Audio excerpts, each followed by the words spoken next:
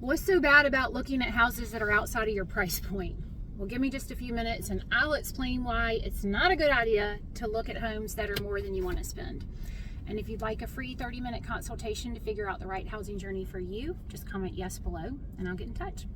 Hey, I'm Stella Tootin and I'm here to tell you just a little bit about life in Charleston. When I first moved here, it was basically sight unseen. I had never been here. I knew nothing. So figuring out where to live, much less what to do, was really hard. It was a lot of trial and error. And now that I've lived here and I've sold real estate for so long, I can give you some tips and tricks so you don't have to do that trial and error thing yourself. So stick around, see if you learn something. Now, let's dive into why you should limit your home search to houses that are in your price point. What is it? The kids say it's story time. Story time. Here's a little story time from my early real estate days. One of my best friends was looking for a house and we toured a few places and never could really find the right one. And then she sent it to me. She had found the perfect one. It was on Zillow and it was not part of the searches that I'd sent her. It was amazing. It was on the river. It had enough bedrooms to fit her supersized family. The kitchen was huge. There was plenty of space and a pool, and heck, there was even a pool house in the back with a bathroom so the kids could hose off after playing around in the marsh or the pool. It was perfection. But I couldn't figure out why I hadn't seen it in her searches. And then I got it. It was $100,000 over the limit we had talked about. Well, that would explain why I had not seen it. So I called her and we talked about it, and she thought that they might be able to stretch to it, and plus maybe the sellers would come down. So it was kind of like, what's the harm in going to look at it? So we loaded up and we went to see it. It was amazing. I mean, honestly, it was a dream house. And so we sat down and we put together an offer. I had run the comps and it was actually really well priced. It was just in an area that didn't have a ton of activity in that price point, and so that's why it hadn't really been snatched up yet.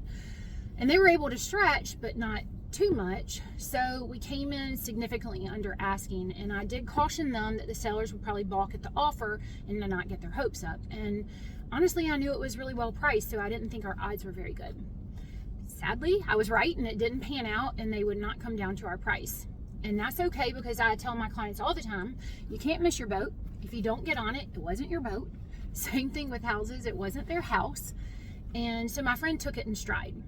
But the problem then became that every house we went to after that was compared to the one that got away. Like, I like this one, but wish it had a big kitchen like the other house. Or this is a great house, but the other one was on the water and it had a pool. So at one point I sat my friend down and said, listen, that house is like a bad boyfriend that you can't quit. He wasn't good to you and you keep going back to him, but it is not going to work out with him. So you need to let him go. And you know, the analogy was good and we laughed, but the struggle is real. The house is awesome, and so it's priced accordingly, and we need to let go of the idea of that because the price isn't where you are. And if you're looking for something like that, you're not going to find it in this price point. It's $100,000 more. So the boyfriend house, as we referred to it, has become my cautionary tale for you. If you look outside your price point, you may fall in love with what you can't afford, and it's really hard to unring the bell after that. It's okay to look a little bit outside of your price point, a little bit. We are in a market where there is some negotiating going on, and if your agent is smart, they might look at houses that have been on the market for longer than usual and see which ones appear to be overpriced and maybe send you those so you can negotiate it down. But don't start out looking too high. Don't assume that the one that just hit the market today is going to come down to your budget. You need some days on market before that can happen. There are plenty of amazing options out there for you in your price point. You just need to have some patience sometimes. It's hard, I know. I hope that was helpful. If you'd like some more insights, comment yes below, and we can book a short consultation to figure out the specific details of your situation. Looking forward to hearing from you.